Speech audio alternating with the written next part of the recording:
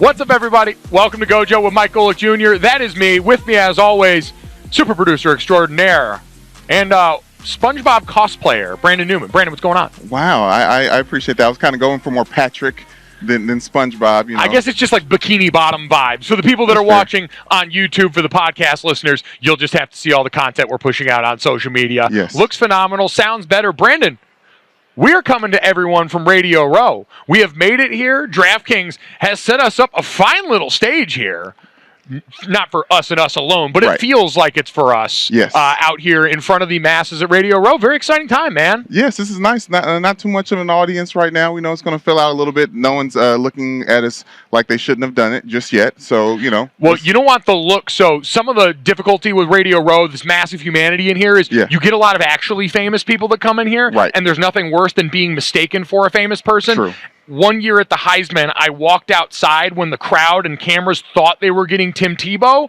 Let me tell you, that look of disappointment will live in my heart forever. Oh, man. I mean, nobody compares to him. No, exactly. No. He is him, especially in that crowd. Right. We have an awesome show lined up to start this week. We know we had the Kyrie Irving news sort of dive bomb into yesterday. Yeah. We had a lot of football coming up this week. And the beauty of Radio Row is they saw fit to get us a lot of our friends in one spot. We have a great show coming up today. Ben Solak from The Ringer. You guys know him, The Ringer NFL podcast, Philly Special, covering the Philadelphia Eagles, going to stop by and help us look, especially at that team, their head coach, Nick Sirianni, that has had some comments, the subject of scrutiny from certain players within that division very recently. And Aaron Schatz from Football Outsiders also going to join us here, guy who has come on with us at a bunch of junctures and called this Philadelphia run about some of the specific matchups that team is facing in this Chiefs team that actually may help you guys make some money too, which I'm excited about. Are you saying that he wrote the script for this season? Ooh, he may have wrote the script has already been written. We know that. Now,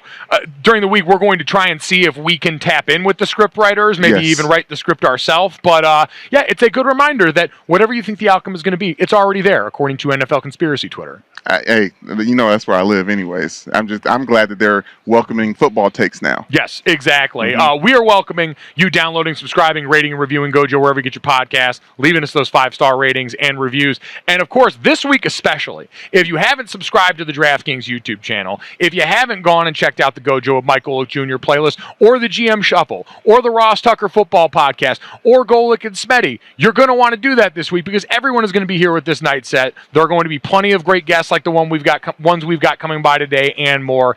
It is going to be special. You're going to want and watch us get progressively more hungover looking every day. You said progressively more hungover. I was thinking progressively more large. Starting to really expand because a lot of things that I packed is really for the beginning part of the week, and I don't have anything else. This is the Brandon. So you have made the mistake. Like, radio people are like scavengers. We more or less come into any situation. The joke always used to be at ESPN Radio, if you wanted to get rid of a food item, just drop it off outside of the radio building. It'll get eaten. Yes. Drop it off outside of there. It is a survive by any means kind of week. And you've said you're going to be weighing in and out every day, treating this like it's training camp. So are you going to do a weigh-in in the morning and then a weigh out at night? Yeah, you got to keep the same day at the same time. You know what I mean? So only in the morning is where I really like to live. So that makes me make the better decisions at night. I think football, like we should have it be like football, where in training camp they have you weigh in before and after practice. Yes. We should weigh you in before Radio Row and after Radio Row and see how much it takes out of you here. It does take you lose some weight running around here. It's like on an airport day. You think you're not losing any weight because you're sitting there, but you're doing a lot more walking than usual. Buddy, I started wearing the watch again just to count the steps for this week here. Health conscious. It's good for you, and I don't know why. Turns your life into a video game, which I'm all about. Exactly. The video game that is winning Super Bowl week. So we're going to take a quick break. When we come back, we are going to start the parade of guests through here. Get you guys ready, locked and loaded. Super Bowl 57.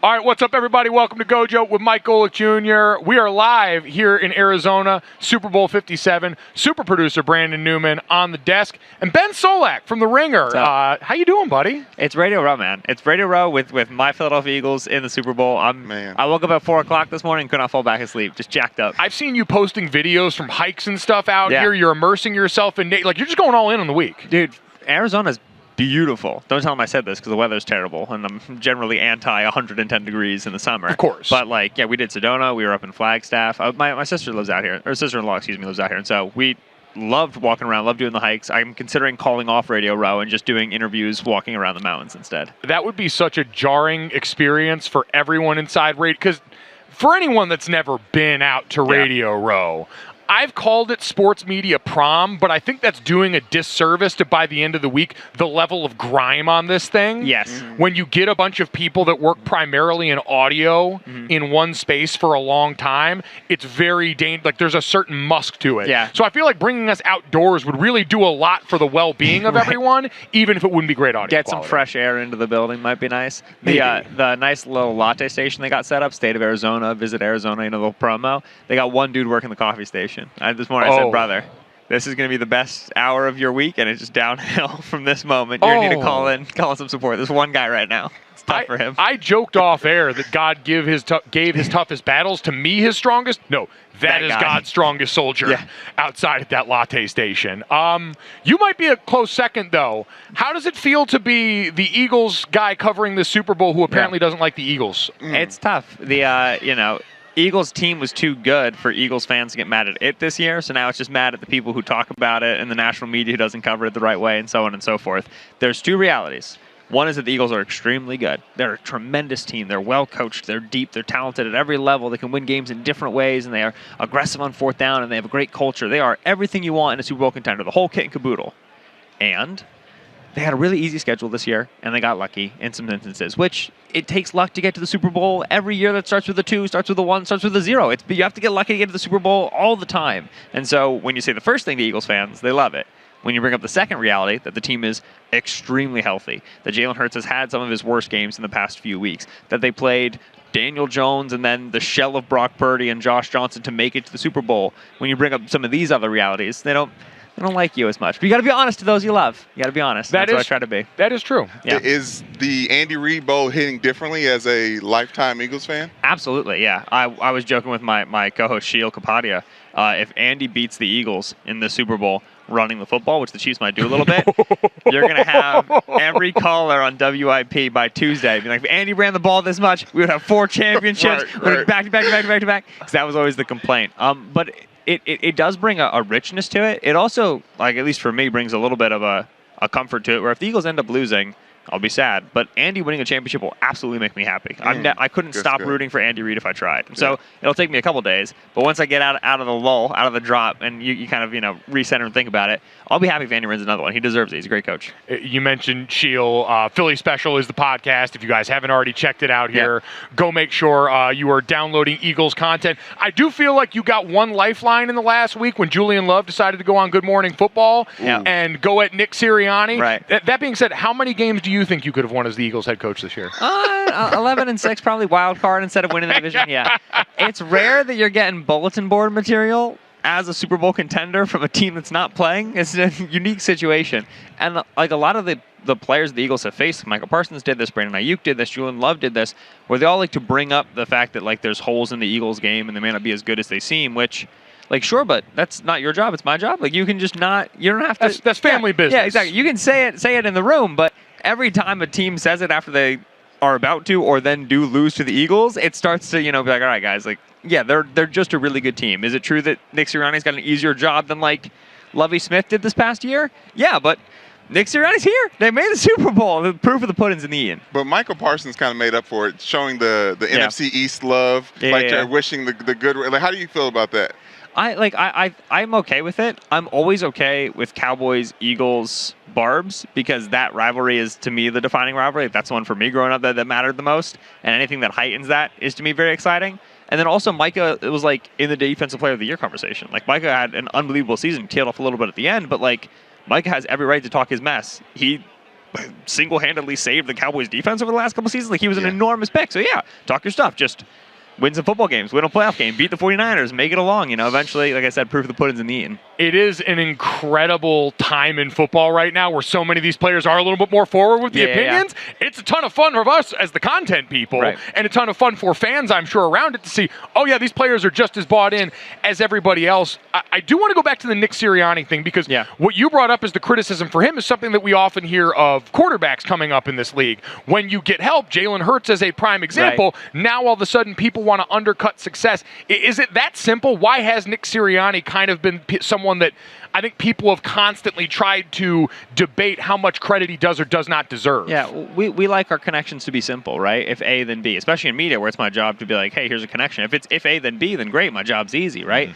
And so why is Andy Reid good? Well, have you seen Andy Reid's offenses for the last 3 decades, right? Why is Sean McVay good? Like, everybody's running this offense. Why is Bill Belichick good? Again, we have the data. With Nick Sirianni, it's not if A, then B. Like, he's not calling plays. He gave up play calling last year. That's not what makes sense to us in terms of head coaches. He didn't come from a crazy lineage, right? 20 years under the Bill Belichick tree. So it doesn't make sense to us. It's not easy to figure out. What Nick Sirianni did is get an Eagles job that, a lot of people thought he was underprepared for.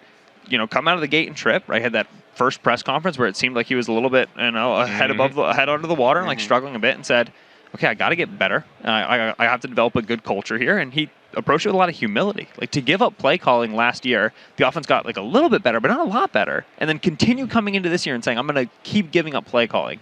That's tough for coaches to do. This guy's at the highest level of his job and is abdicating responsibility, is giving it away. Sirianni's like a humble, genuine, good dude. And you know who that translates to? Is the players. Look back at the 2017 team the Eagles brought to the Super Bowl. In terms of guys on that team who are here now, it's like Fletcher Cox, Brandon Graham, Jason Kelsey, Lane Johnson, Isaac Seumalo, and Jake Elliott, the kicker, right? Yeah. Like, there's so few players who came from that team to this team. How did Howie Roseman achieve this massive roster turnover? How have all these draft picks hit, all these free agents pick? It's because the culture in the building's good. It's because players can sniff out guys that aren't genuine. Players can sniff out the frauds, and Nick Sirianni isn't one of them. They get in the building, and he gets them in a position where they're going to play and be successful, and they trust him to do so. He is a culture guy who did a tremendous job setting the culture. That's harder to riddle out. It's harder to see. It's harder to talk about and write about and put it on a podcast and say, this is what it means. But proof of the pudding's in the eating. In fact, I'm saying it for the Eagles. They brought him here, and he is a huge, huge, huge culture coach. Tremendous work by him. Well, it's harder to mimic as well, changing the culture. But every time there's a Super Bowl winner, everyone who's farthest away from that tries to run and go mimic that. So if the Eagles end up winning this Super Bowl, what parts of this team is the most repeatable for a team to go try to make on their own team? You go back to that Jalen Hurts pick, and at the time, I was widely critical of this pick. There was a lot about it I didn't understand. A lot of the analytics nerds who I don't like to give their flowers to, but they get them on this one. We're very pro this pick, and, Carson Wentz was coming off an injury, and he was kind of a good season. They'd give him an extension. It was a weird situation. But the nuts and the bolts of the pick was this. If you hit on a quarterback outside of the first few picks, you get that starting quarterback with such a cheap contract. It's not like, oh, we think Jalen Hurts has a better chance to hit than the other guys. It's just if you roll the dice and get lucky, that value that you get, that competitive advantage, you can spend it for years, and it is enormous. It is the single greatest thing you can get. And so the Eagles said, we like this guy's character, we like his mobility, right, rushing quarterback. We're going to bring Jalen Hurts in. You know what? If he ends up a starting quarterback, we might have to handle a weird Carson Wentz situation. We might have to endure a coaching change. But this competitive advantage that we get from having a rookie contract who can start for us, a rookie contract quarterback, is so massive that we want to pursue it, even when we have Wentz on a second deal. Well, you know the rest of the story. Hurts ends up developing. He gets better year after year after year. It's like the 7th year in a row that Hurts has gotten better as a quarterback. I don't know how he's doing this. I don't know what he's eating, but he's getting better. Wentz leaves. They have a coaching staff change. They start to figure out the offense around him, and then boom, they can spend money on A.J. Brown, spend money on Javon Hargrave, spend money on James Bradbury, money on Hassan Reddick. How all these guys get here? It's because Jalen Hurts is making $1 million. So that is the one thing that's replicable. It's if you want to build a contender, the biggest competitive advantage you can get is a rookie contract quarterback. And if you can get him outside of pick 5, pick 10, all the better for you. It's amazing because that's in such stark contrast to then what we see in Kansas City, where we so often talk about how much of a detriment can a quarterback's second contract be and what the bet is on that player. Mahomes is the one that seems to have made that bet more worth it than any quarterback that I can remember in modern history. So when you look across that sideline at Kansas City where they're at right now, the answer is Mahomes has been able to offset the loss at some of those spots, but maybe outside of him, what else worries you most about this Chiefs team rolling into this matchup? Yeah, absolutely. Brandon asked me, what's replicable about the Eagles? Always the most important thing to remember about the Chiefs is that nothing is replicable. Never try to do anything the Chiefs did. You don't have 15. Since you don't have 15, stop trying, right? Leave there. What impresses me the most about Kansas City is you talk about like Mahomes being so dangerous. They get rid of Tyreek Hill, right? They trade him away, and now this passing offense, you look at it on paper, and there's not as many teeth as there were, right? Like, okay, take away Travis Kelce, we just got to worry about Juju's banged up, and Marquez Valdes-Scantling, Justin Watson. Like, we're feeling good about some of our matchups. But then you remember that the Chiefs are leading the league in every single offensive metric that you can find. All of them that exist, the Chiefs are leading. The issue is the same issue that opposing defenses have when they face the Eagles. This team's multifarious now. They can beat you in a variety of ways, and it is largely, I know you told me not to talk about Mahomes. No, listen, all roads lead back. All roads lead back. Inevitable. Mahomes made a choice over the course of the 2021 season and then into this season to change his play style, throw more underneath, throw more shallow, quickly throw underneath faster in the down, quicker in the down. Don't wait for the pressure. Just get the ball out now. Let the running backs pick up yards after the catch. Let the receivers pick up yards after the catch. That choice neutralizes the game plan du jour against Mahomes. Like, okay, rush 3, drop 8, rush 4, drop 7, take away the deep stuff. Well, if he's throwing to McKinnon right now, then you're just going to give up 6-yard passes all the way down the field. That's what they do. So they are balanced in a way they haven't been previously. They are patient in a way they haven't been previously. And for a quarterback as ludicrously successful, as ludicrously talented, Superman, to decide to beat Clark Kent in this offense is just insane. It's such development from a young player. So they can beat you in a variety of ways. Like I was joking with you guys before, the Chiefs might beat the Eagles running the football.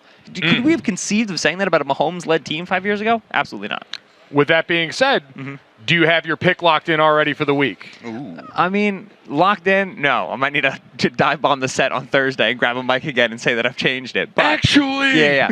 I came into the week, the past week thinking it's going to be the Chiefs. I'm less confident than I was, but I still think it's the Chiefs. What I do think we're in for is a barn burner. Yes. I think this is going to be a really, really, really good game. I think it's going to be a lot of points. This could be a last possession sort of a thing, and if it's a last possession sort of a thing, Jalen Hurts doesn't necessarily have the fourth quarter comebacks to his name that Patrick Mahomes does at the end of games. So I'll take the Chiefs, but really I think we're in for a special game, and that's going to be a lot of fun. Very, very excited for that one. Going to be an awesome week here. Everyone make sure you check out the Ringer NFL show, Philly special. Ben, appreciate the time, buddy. We'll see you around here. I'm going to try and layer up a little bit since I've already pitted through this shirt. Yeah, you are much smarter sweaty man under than these me. lights. Sweaty under these lights. Just a bunch of big, beefy guys hanging out in Radio Row. 3 big beefy dudes. Here we go. Widen up. Thanks, buddy. Appreciate it.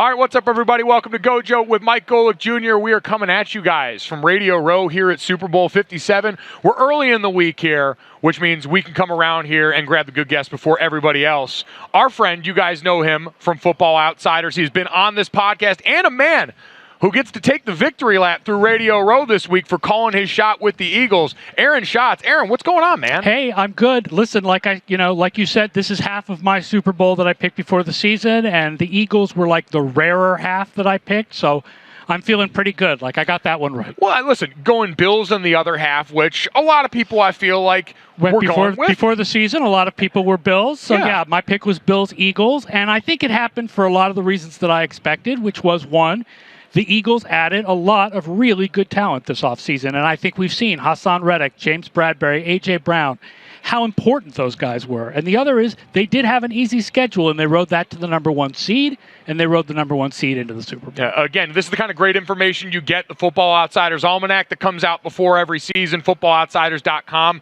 Make yourself better. Go and check it out. It's phenomenal stuff. You mentioned that road here, and that's something that I feel like is getting talked about a lot as we head into this matchup between the Chiefs and the Eagles. How much does that worry you that comparatively it was not a team that was tested nearly as often as it felt like its AFC counterparts were? I think it's a little bit of a worry. The Chiefs had an easy schedule too. So the Chiefs were the 29th easiest schedule, like the fourth easiest or 29th hardest schedule. And so the fact that the Eagles had the easiest schedule, it's not that much difference between them. They played like a lot of the same bad AFC South teams. But yeah, the Eagles haven't been fully tested in a way that the Chiefs were like by the Bengals. Right. Like the best team, other than the 49ers who had no quarterback, the best team that the Eagles played all year was Dallas. But one game there was no Hurts, and the other game there was no Prescott. So, what do we really learn about that? And then after that, the hardest team they played all year was Detroit. But they played Detroit in week 1. And Detroit was a much better team by the end of the year than they were in week 1. So there is an element to that question of whether the Eagles have really been tested in quite the same way. But the Chiefs the Chiefs didn't run the gauntlet to get here. They had it kind of easy too. Yeah, I think you could certainly look at that. That's kind of been maybe overblown in favor of one side in Philadelphia here. One thing I did want to ask you, just because I know you guys do a good job of tracking games lost to injury and how big an effect that can be on an NFL team, it seems like this Eagles outfit has rolled into this extraordinarily healthy from start to finish on the season. Yeah, they were. And when they lost guys, the timing of the bye week really helped them. Having that bye week really helped them because Lane Johnson was out for the last couple weeks of the regular season, and he was able to come back, and then he was able to get healthier. And obviously Hurts missed 2 games, came back for 1 game, but then got the week off, so he was able to get healthier. So, I mean, the Eagles have been the healthier team, but what injuries they did have, the bye week really helped them get healthy for.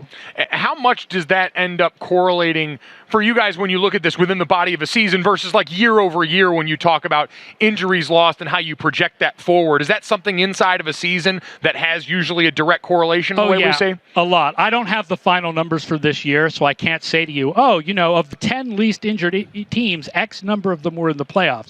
But when you look after a season, you'll find that usually of the 10 least injured teams, 7 or 8 of those will be playoff teams. It's rare for a team to have a lot of injuries and do really well, but it does happen. I mean, the 49ers the last couple of years have constantly, obviously quarterback injuries, but other positions too. They've constantly had lots of injuries and overcome them with good records. So looking at this now, matchup-wise on the field, what we got with the Eagles, before we get to the Chiefs side of things and look at some of the conversation around Mahomes and the injuries there, what's the biggest matchup in your mind that works in favor of the Philadelphia Eagles, and what's the one you're most worried about with their team versus the Chiefs? I think what works most in favor of them is the running game. The Chiefs are not the sieve on defense that they've been in years past when it comes to the run. They were 15th in our ratings in run defense this year, so average, right, against the run. But the Eagles are a really, really good running game. If you look at the second half of the season, and you take out those 2 Minshew games, which you have to take out because Hurts is such an important part of the running game. Right. It's not enough to just look at the running backs when Minshew was on the field. You got to have Hurts there. If you look at since Week 11 without the Minshew games, they have their run DVOA over the course of a season would be the second best of all time. Wow. Now, that's only half a season, right? There's a reason why teams don't do that for full seasons, because usually, the smaller the sample size, the easier it is to do something extreme. But the only running game that was better than what the Eagles have been since Week 11 was the 2000 Rams with Marshall Faulk. That's it. Okay, rarefied air on that. So they're running the ball really efficiently. And part of that you mentioned is the quarterback and what Jalen Hurts does. I think we saw that at an extreme level in the NFC Championship game where he wasn't extraordinarily impactful on the ground with any of his runs, but what it ended up doing to that 49ers great rush defense, how it made those guys pause on the second level and opened up some of those lanes later on was astounding. You always have to prepare for the idea that Hurts is going to keep the ball and run it himself, and that takes out defenders. It's incredible to watch. So what about the matchup that worries you most for the Philadelphia Eagles? Is there one place that you're most concerned about them matching up with Philadelphia, or with the Chiefs, excuse me? I think that the hardest matchup for the Eagles is it's tough because you want to say anything against Mahomes, but their pass rush is so good, and their cornerbacks are so good. I guess I'd say safeties and linebackers, but even the linebackers had good charting numbers. The linebackers had good charting numbers in coverage. Their problem with middle passes and whatever was with uncovered passes. The linebackers were good when they were in coverage. So that's the thing, is the Eagles are such a really good all-around team. There isn't any one matchup where I'm like, yeah, that's where the Eagles are really lacking. It's, just Kansas City just has the better quarterback, but the pass defense is really good for the Eagles. So how much on the other side then does the looming specter of Patrick Mahomes worry you in this game? Because I've picked the Eagles to start this week, and I'm going to try and stick with my guns on this, knowing full well that I'm very afraid of what 15 in red tends to do in a lot of these situations. Yeah, I'm going with if you make me have to pick this game, I'm going with the Chiefs. And one of the reasons is, at a certain point, if you feel like everything else is even, you take the team with the better quarterback. And they're the team with the better quarterback. But what's interesting about Mahomes is that even in the AFC Championship game, he was better outside the pocket than inside the pocket, and better against with the ankle. Yes, against pressure than he was when not pressured with the ankle injury. Like, the dude does things that are just not possible, and that's what makes it really hard to pick against him, is that he, and you know, the last time when he lost to Tampa 2 years ago when he lost to Tampa, the problem was the offensive line was a complete wreck, and this year it's not. The offensive line is fine. So, yeah, the pass rush is really great for the Eagles, but look at the quality offensive line. I mean, both of these offensive lines are really good. But Mahomes should have time, and even when he was pressured against the Bengals, he made things happen, and you don't want it to just come down to Mahomes is just better, but I feel a little bit like, if I have to pick this game, we were talking about it. I was talking about it with some other people earlier, and we were like the three best players in this game are like on Kansas City, but then like 4 through 30 might be on Philadelphia. Oh, it's remarkable. I mean, you've got two of the best centers in pro football in this game. Yes. Like you mentioned, Travis Kelce, Patrick Mahomes, Chris Jones, probably the top three that you're mentioning for Kansas City. City. If you're talking about everybody else, you've got Reddick, and you've got Brandon Graham, and you've got Fletcher Cox, and you've got A.J. Brown. I mean, basically, Philadelphia is better at every other position except, I mean, the offensive line, they may be slightly better, and Kansas City has a better punter. Like, I mean, You know what? And punters matter too, damn it. Punters matter too in this game. So that part is, I think, what I'm most fascinated to watch is how that Kansas City offensive line does go out there and hold up. Just because with the Chiefs on the other side defensively, it's Chris Jones, and then we're hoping Frank Clark produces again like we've seen, but we've seen plenty of postseason samples with him where it hasn't looked like what they paid for coming over there. George Karlaftis is a fine player, but it's one guy you had to account for who dominated against the Bengals offensive line that finally looked like they had three backups in there versus this Eagles team that I just saw roll San Francisco off the ball so many times. It was terrifying. I know. I mean, even when you take out the whole issue of the quarterback for San Francisco and you just look at the Philadelphia offense and the San Francisco defense, what they did was awesome. I'm interested to see what Spagnuolo's strategy is here. Yeah. What kind of interesting blitzes he designs. The fact is, Hurts this year, 7.8 yards per play without a blitz, 6.1 yards per play with a blitz. So he definitely struggled against blitzes this year comparatively, and the Kansas City defense was better blitzing than when they didn't blitz. So it all points to the idea that Spagnuolo should blitz Hurts. The question is, you know, what can he do that in a way that his rookie cornerbacks can stay on islands against guys like A.J. Brown and Devontae Smith? Mm-hmm. And what kind of exotic blitz structure does he have to make sure that the cornerbacks can stay on those islands? Yeah, and we've seen this year with this Chiefs team. They have been so variable on defense. It's going to look so night and day from last week where you're able to sit back. I think they played more two-man last week than they've played all season long. They sat back and they've done what we talked about. A lot of teams have done against the Allens, against the Mahomes, against the Burrows, where you're going to put two safeties back there. You're going to try and take away the deep stuff. You look at when they've played the dynamic rush teams, it's been a bunch more single high. It's been trying to play man more and get guys down into the box, get bodies to stop that run game. And so you're right, how he's able to work it off that and take timely chances, knowing that when you can go blunt force trauma like they do up front, oftentimes that's when you can make a team pay the most for coming after you in the blitz. Also, you look for hots to like Dallas Goedert and A.J. Brown crossing across the middle. So Kansas City, 30th in DVOA in defense on short middle passes. Oh. And Jalen Hurts, 3rd in the league this year among quarterbacks in value on short middle passes. And Nick Bolton in particular does not have great coverage numbers this year, the linebacker from Kansas City. He's really strong against the run, but he does not have great coverage numbers against the pass. So if they do blitz Hurts, that's where Hurts might be able to find his receivers.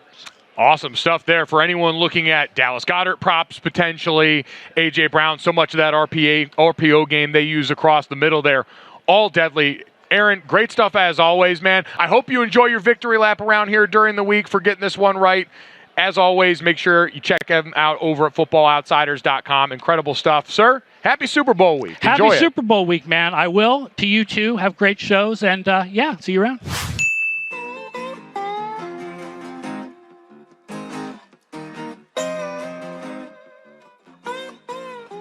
All right, Brandon, excited to have all the friends around here. We will have plenty more joining us in the next few days. Something tells me the crew from Gojo and Smetty is going to make their way up here. We're going to widen this out a little bit. It's going to be a really good time. In the meantime, we're not going to make you sing this week when we ask the question of, do you know what time it is? Okay, thank you. For this, that, and the third, Brandon, since we've got so much of an audience. And last year, we don't want to log jam traffic in front here with people trying to listen to you. Yeah, no, there's a lot of people that are looking. And also, there's a mistake when a bunch of people are turning their heads that they're looking at somebody famous. And I don't want to be that same guy. I don't want to be on the other end of those Tebow eyes that were meant for you. Exactly. So instead, we will get to 3 quick stories to end the day before we send everyone on out of here. Brandon, the first one I want to get to with this. A.J. Green, longtime Cincinnati Bengals wide receiver, but this past couple of seasons, Arizona Cardinals wide receiver, announced his retirement on Monday. He said, "I've never been a man of many words, so I'll keep this short. Thank you. Thank you to all who have supported, encouraged, and inspired me throughout my career. To the University of Georgia, the Cincinnati Bengals, and the Cardinals for the opportunity to pursue my dreams. I've stayed true to the game. It owes me nothing. Be blessed. Love y'all. Next chapter begins." The 34-year-old played 11 seasons, and Brandon was one of the guys that really came out when we were in high school. He was in. Was he in the Under Armour All-American game? We were in the Army game, right, with a couple of our teammates. Yeah, he was. I like to think of him as someone who walked so Jamar Chase could run. Just breaking, being that new Bengals wide receiver. Obviously, after we had Chad Ochocinco and T.J. Husmanzada leave us, there was a big gap there until A.J. Green came and filled it. And for so long, he was that wide receiver, one of those players that for so long was stuck at a franchise that was certainly accomplishing in the regular season, but being denied that postseason greatness. So many people looking long at the Bengals, saying, get this guy out of here and let him have a chance to go somewhere else. Too much too late. The Cardinals kind of mistimed when his best years were going to be, but still an incredible career. He got a chance to prove his hands even with the Cardinals, so no one's questioning that. No, those hands absolutely 100% work. So congratulations to A.J. Green on that. Brandon, let's get to that. Yes. This was something that was battered around a lot as far as speculation for this week. Tom Brady just retired recently also. You can buy jars of the sand from his beach on eBay for almost $100,000. Did you know that? I saw that, and I hope that's not him selling that sand. That was what I was wondering, is this a long play by his camp to continue to drive up the value of his retirement? He's posted underwear pics online. He is really feeling retirement and divorce right now. Today, the thirst trap that he put out was too much. I think someone needs to get his phone. He had the sleepy eye. It's the perfect Venn diagram of selling product and also selling yourself now that you're back on the market. I kind of respect it. Yeah, I mean, you know what? I pray for Giselle's trainer. For 1,000 likes, I will recreate that picture. We'll post the tweet in a little bit and see if anyone makes that mistake. Oh man. That being said, Tom Brady, people were wondering his next career, starting with Fox as their lead NFL broadcast analyst, supposedly is going to be on hold. People were wondering if he'd be involved this week. Brady went on The Herd with Colin Cowherd and said, "That's great for me. Take some time to really learn and be great at what I want to do. And become great at thinking about the opportunity and making sure I don't rush into anything," saying that he won't begin his work as a broadcaster until the fall of 2024, supposedly, which I'm wondering if that's him putting that out there, if Fox is cool with that, because I'd imagine they'd like to get started on their tomorrow today. Yeah, I feel like that Greg Olson's obviously done a great job. Oh, he's been awesome. No one's trying to push him out of that chair. I think Tom is he's going to do the reverse thing with his retirement. He's going to continue to say he's going to come back to work and continue to push that clock back, Mike. I don't think that we will see him actually, talking about writing scripts, I don't think he's going to call games for Fox until 2028. There we go. The script is already written. Brandon Newman is the one holding the pen. So in the meantime, Tom will be slinging sand for the masses, and everyone will have a great time with that. Brandon, let's get to the third. Most importantly, we've talked a lot and started to about the Super Bowl today. Speaking of the script writers, apparently the folks over at Madden felt like jumping in on that action. A Madden simulation predicts the Eagles will beat the Chiefs in Super Bowl 57. Madden 23's official simulation has them winning 31-17, pulling away in the second half against the Chiefs. I don't know if I buy that. No, I was ready to buy it. I was about to say, I love a Madden simulation. My brother and I used to play every Madden game together before the game was played, for the Super Bowl matchup before the game was played, and I love those Madden simulations. But 31-17? It has Jalen Hurts being being named the game's most valuable player. In the sim, he completes 26 of 33 for 282 yards, 2 TDs, and no interceptions, while also rushing 10 times for 88 yards and another score. Okay, that sounds about right, though. I like those lines for him, talking about writing the scripts, but you know how Madden takes injuries too seriously? I think that's what's happening with Patrick Mahomes. They're taking the high ankle sprain. They're equating it too much into the math of how he's going to perform. They didn't see the AFC Championship game. Exactly. Weigh in on some of the himothying that went on that our friend Aaron Schatz talked about on this podcast earlier for everybody listening. So Madden attempting to get their script writing in. We will see if we can impact the script at all this week. We thank you for sticking with the script with us. If you enjoyed it, as always, make sure you download, subscribe, rate, review, leave us a 5-star rating, and check us out on the DraftKings YouTube channel under the Gojo with Mike Golick Jr. tab. Thank you guys so much. We'll talk to you tomorrow. Boom. Money in the bank.